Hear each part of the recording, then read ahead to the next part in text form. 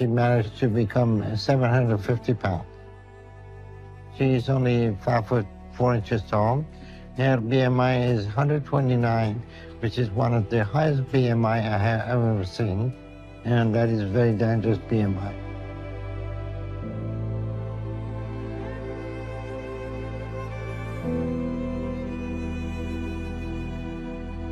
On My 600-Pound Life, viewers are used to seeing shocking eating habits, but Margaret's story takes things to another level. From the moment she appears, it's clear that food has never been just fuel for her. It's been a force controlling every part of her life. And behind the endless plates piled high, one person is always in the background making it all possible: her mother. The amounts are staggering, enough to leave even Dr. Now stunned, and the choices she makes for her daughter are hard to believe. Just how many calories did Margaret's mom really serve her in a single episode? Trapped by her mother's care. Margaret's story doesn't begin with a decision, a turning point, or even a conscious choice to appear on the show. Instead, it begins with an accident. After suffering a serious fall, she ends up hospitalized, not at home or in her comfort zone, but at Dr. Now's facility. Her original hospital wasn't equipped to treat a patient of her size, and that reality alone shows just how extreme her condition had become. We have had Margaret in the hospital for about a month now. What we're doing is making some progress. But the problem is, Margaret isn't making progress on her own.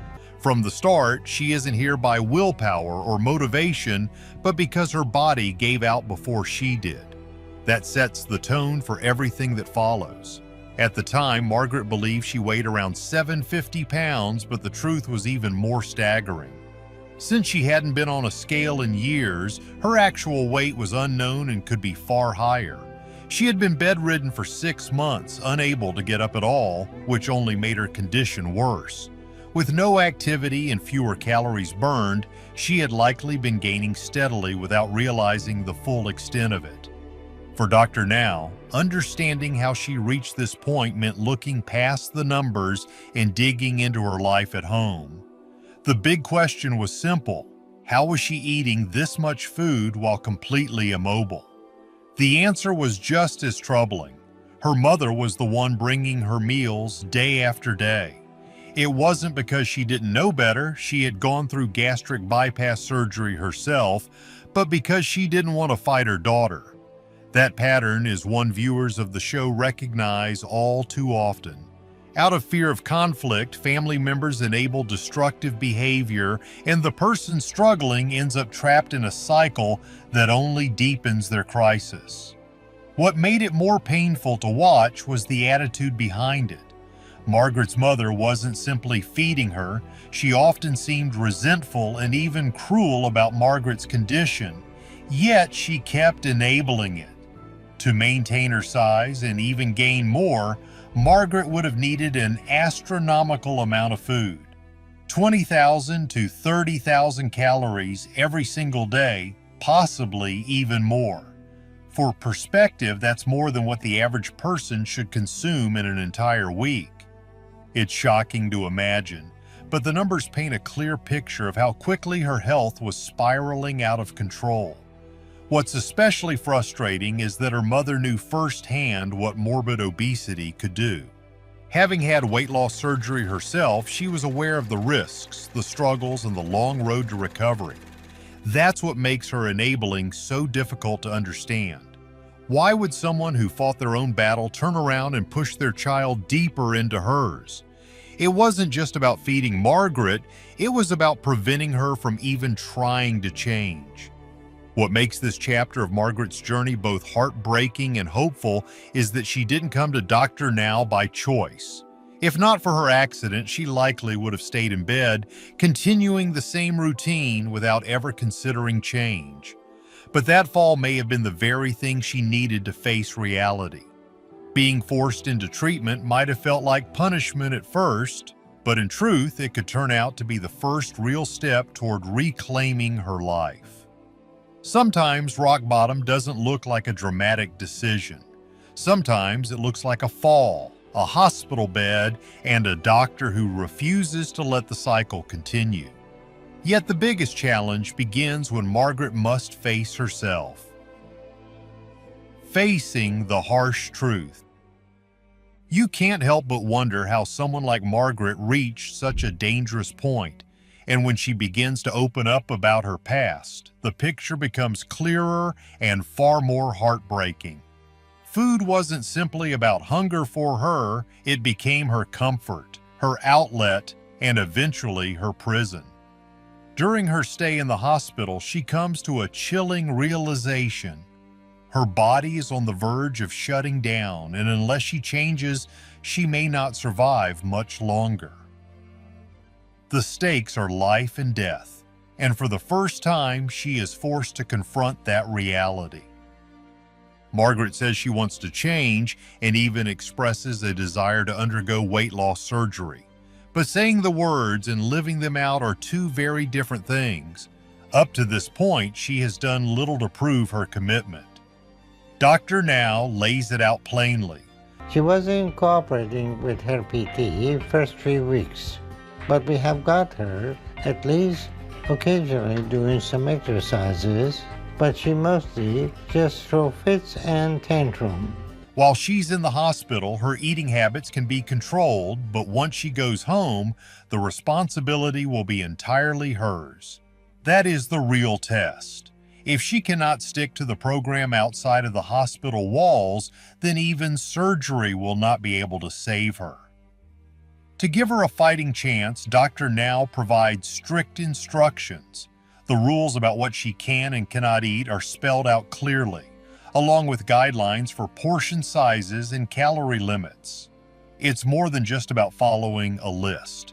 It's about breaking a lifelong cycle of indulgence. For Margaret, who has never denied herself a craving, learning to say no is a monumental challenge. This is someone who has always said yes to an extra serving, yes to dessert, yes to food as a source of comfort. That pattern has to end, and the discipline required to break it is more than most of us can imagine. Her situation is further complicated by her home life. Margaret's mother, the very person she depends on for care, is also her biggest enabler. That dynamic is toxic because the moment Margaret returns home, she will once again be surrounded by temptation and sabotage, intentional or not. Without her mother's support, even the strongest diet plan may crumble. Yet there is a glimpse of hope. While still in the hospital, Margaret makes progress that even surprises her. Due to her size, placing her on a 1,200-calorie diet produces rapid results. In just a matter of days, she loses 30 pounds. For most people, that would take months of hard work, but for someone weighing over 750 pounds, the body sheds weight quickly once the massive intake of calories stops. By the end of her extended hospital stay, Margaret has lost a significant amount of weight in a remarkably short time. Your weight is 632. She's lost 100 pounds. This early progress sets a hopeful tone, but it's also a fragile one. To maintain the momentum, Dr. Now sets her a clear goal: lose 30 pounds each month, aiming for 100 pounds in 3 months. It's a steep climb, but if Margaret can follow the plan at home, she may finally be on the path toward reclaiming her health. To understand her resistance now, we must revisit her painful past. Haunted by her past. Margaret's struggles as an adult are deeply rooted in her childhood, which was filled with pain, neglect, and food that was both scarce and misused. She recalls being obsessed with food from the earliest moments of her life, and it is not hard to see why. Growing up, her father weighed over 1,000 pounds, and her mother's first priority was always feeding him. For Margaret and her sisters, this meant going without. The children often went hungry, forced to make do with scraps while their father consumed enormous amounts of food.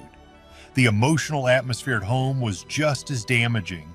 Margaret's father was domineering, mean, and verbally abusive. Arguing with him wasn't an option.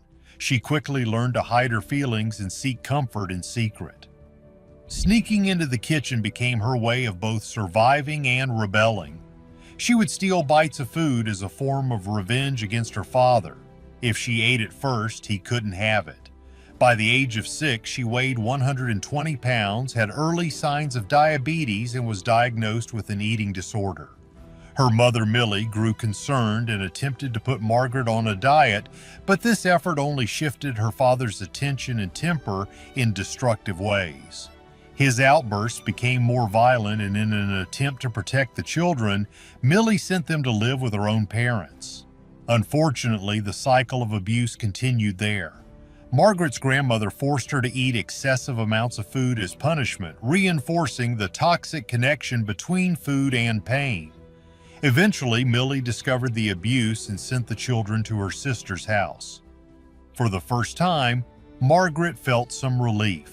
At her aunt's, she could eat without fear of ridicule or punishment. Yet freedom quickly turned into overindulgence. By the age of 15, Margaret's weight had soared to nearly 300 pounds. By 20, she was approaching 500 pounds, making everyday tasks nearly impossible. And she eventually gave up on working altogether, relying on disability benefits. Her life became defined by isolation and dependence, and the loneliness she felt as a child only grew deeper. Fast forward to her adult years, and Margaret found herself completely dependent on Millie again. At 750 pounds, she required her mother's help for everything, from eating to mobility. Even when Dr. Now arranged physical therapy sessions, her resistance was immediate.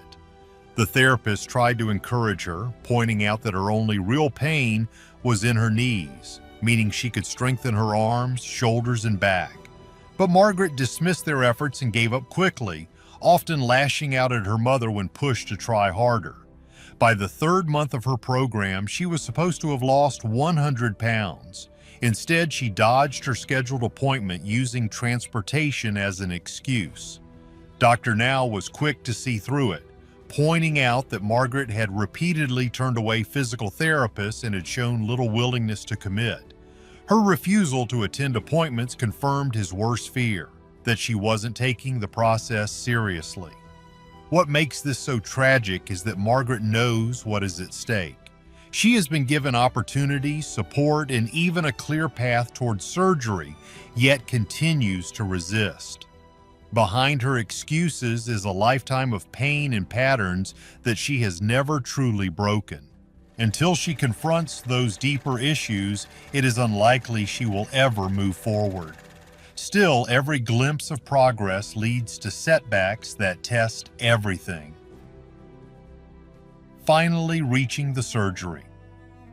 Watching Margaret's story unfold, it's hard not to question how Dr. Now manages the patients to continue with someone who often resists him at every turn.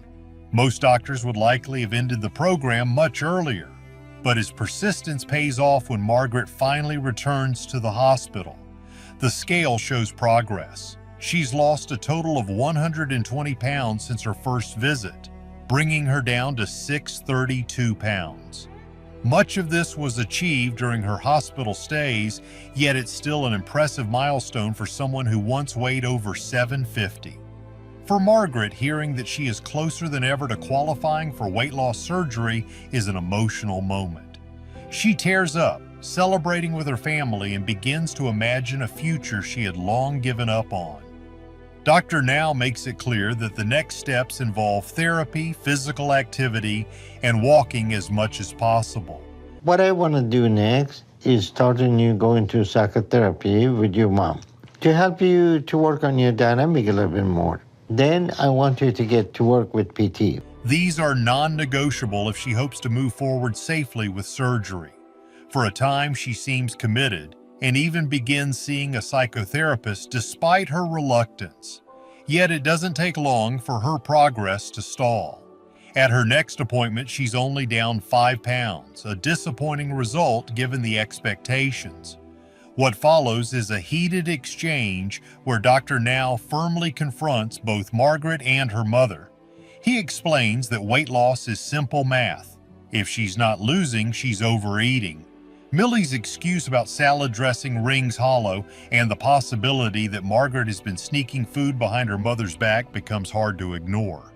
The tension highlights their unhealthy dynamic, where Millie both enables and defends her daughter even when evidence points to the contrary. The therapist later underscores this dynamic, pointing out that Margaret is far too dependent on her mother emotionally and physically. The two are inseparable, talking constantly, spending every hour together, and that dependency is a major obstacle to Margaret's independence. When pressed on the issue, Margaret reacts with childlike meltdowns, retreating into tears and denial rather than taking accountability. The therapist urges Millie to step back, reminding her that supporting her daughter doesn't mean controlling her life. It's a difficult lesson for both, but one that must be learned if Margaret is to truly succeed. Despite these setbacks, Margaret pushes ahead. She eventually manages to drop below the 600-pound mark, hitting 595 pounds, just enough to keep moving towards surgery. Not long after, health complications arise in the form of severe stomach pain.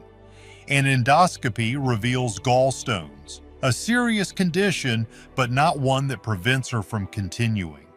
With this cleared, Dr. Now officially places her on the schedule for weight loss surgery. When the day arrives, Margaret reflects on the long journey that brought her here. From years of isolation and dependence to months of grueling effort and emotional upheaval, the surgery represents the first major step toward reclaiming her life. The operation goes smoothly, and for the first time in years, she feels hopeful about the future. Still, Dr. Now reminds her, and us, that surgery is only part of the solution. Unless Margaret continues therapy, commits to physical activity, and truly learns independence, her progress could easily unravel. Yet, there's a sense of optimism. If she can hold on to these changes, she may finally experience the opportunities she's been denied her entire life. Margaret's journey shows how enabling can be just as dangerous as the weight itself. Her mother's choices shaped every step she took, and the calorie count was almost beyond belief. Do you think Margaret ever had a real chance at change with that support system? Let us know in the comments, and don't forget to subscribe for more.